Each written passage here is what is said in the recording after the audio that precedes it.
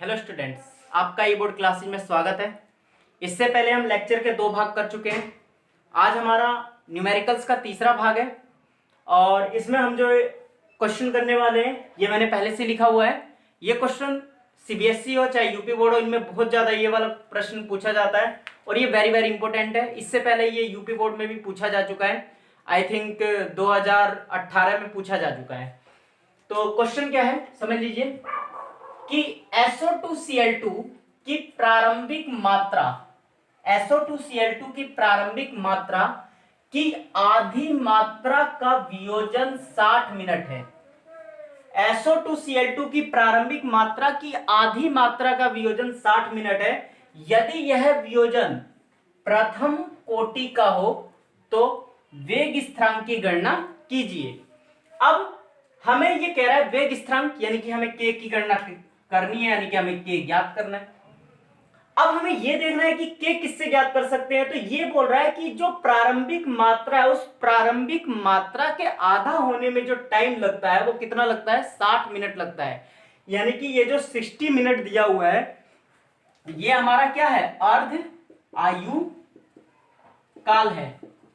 अर्ध आयु काल यानी कि टी हाफ हमें कितना दिया हुआ है, 60 मिनट दिया हुआ है। ये आप लोगों को पता है। अर्ध आयु काल क्या होता है, तो किसी प्रारंभिक सांद्रता का आधा होने में लगने वाले समय को हम क्या कहते हैं, अर्ध आयु काल कहते हैं। तो ये आधा होने की बात कर रहा है, तो ये आधा होने में जो टाइम लग रहा है वही हमारा क्या हो गया, 60 मिनट हो गया। अब हम जानते हैं कि किसी प्रथम कोटि अभिक्रिया के लिए जो अर्ध आयु काल का फॉर्मूला होता है T half equal to 0.693 upon k होता है। ये फॉर्मूला होता है, फॉर्मूला जरूर लिखें पेपरों में। अब k इक्वल टू क्या हो जाएगा, 0.693 अपॉन टी हाफ। अब 0.693 अपॉन टी हाफ की जगह कितना आ जाएगा, 60, या k इक्वल टू हमारा कितना हो जाएगा, डिवाइड करें इसे तो डिवाइड करोगे तो एक पॉइंट तो वैसे आ जाएगा, तो 0.0, ये 0 ऊपर चला जाएगा। इसके बाद 1 1 और ये हो जाएगा 3 5, इतना काफी है मिनट।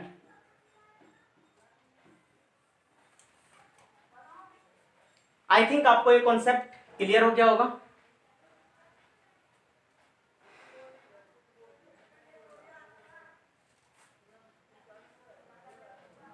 अब हम अपने लेक्चर का इसमें अगला क्वेश्चन करने जा रहे हैं, ये आप देख लें।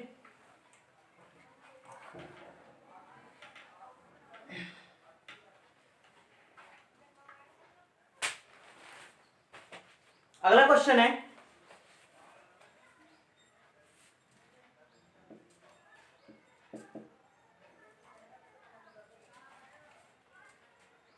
एक प्रथम कोटि अभिक्रिया में 40 मिनट में 30% वियोजन होता है।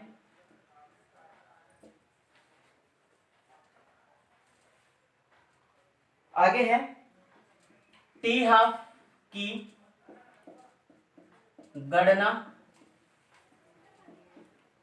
कीजिए। तो सॉल्यूशन करेंगे। एक प्रथम कोटि अभिक्रिया में 40 मिनट में 30% वियोजन होता है, टी हाफ की गणना करनी है। अब अगर आप लोग समझें तो ये तो क्लियर है कि ये जो 40 मिनट में 30% वियोजन हो रहा है, ये 30% 50% तो है नहीं, इसलिए टी हाफ का मान नहीं है। यानी कि हमें प्रथम कोटि अभिक्रिया के लिए पूरा का पूरा फॉर्मूला अप्लाई करना पड़ेगा। अब मैंने आप लोगों को बताया है कि जो परसेंटेज होता है, परसेंटेज में जो मैक्सिमम परसेंटेज मानते हैं हम, कितनी होती है वो, 100% होती है। तो अगर 30% लिखा हुआ है तो प्रारंभिक सांद्रता कितनी हो गई अपने आप, तो प्रारंभिक सांद्रता इक्वल टू हो गई 100%। अब 30% वियोजन, अब मैंने आप लोगों को ये बताया था कि वियोजन को किससे हम लोग डिनोट करते हैं x से, तो ये कितना हो गया 30%। तो a minus x equal to कितना हो जाएगा 100 माइनस 30 इक्वल टू 70%। आगे हम लोगों को क्या देखना है, टी हाफ की गणना करनी है। तो टी हाफ तो हम बाद में करेंगे, पहले देखते हैं प्रथम कोटि अभिक्रिया के लिए और क्या दिया हुआ है, टी दिया हुआ है, टी इक्वल टू 40 मिनट है।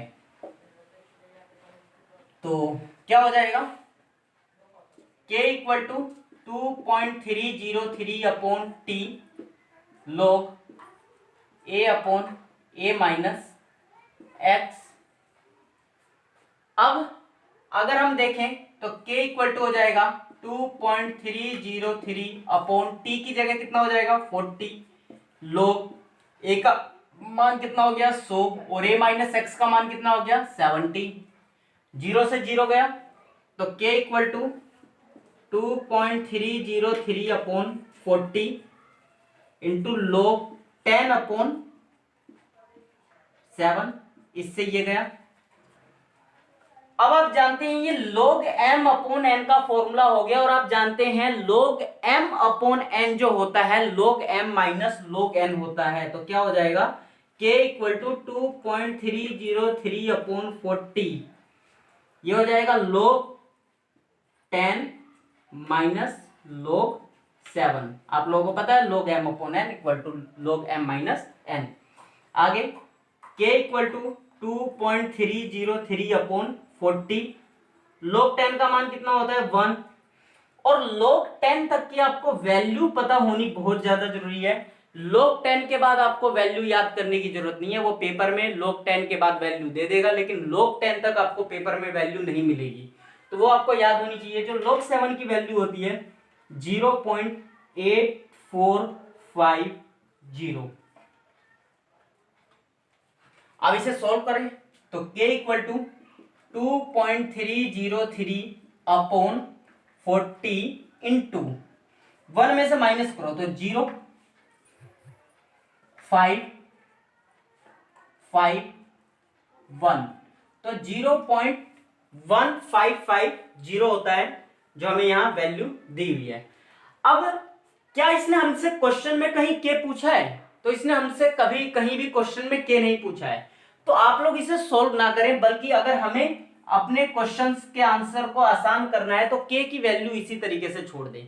अगर वो ये कहता कि k का मान भी ज्ञात कीजिए तो हमें सोल्व करना पड़ता, सोल्व करके इसका राइट आंसर लिखते क्या होता है, लेकिन उसने k नहीं कहा है, उसने हमें क्या कहा है कि टी हाफ की गणना कीजिए, इसलिए हम इसे पूरा सोल्व नहीं करेंगे, यहीं पर छोड़ देंगे। अब आगे हम क्या करेंगे तो इस चीज को आप देख लें, मैं इसे मिटा रहा हूं इतना।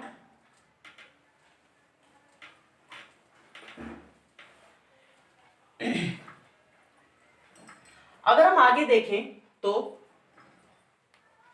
हम जानते हैं कि अर्धायु काल टी हाफ इक्वल टू होता है 0.693 अपॉन के, राइट।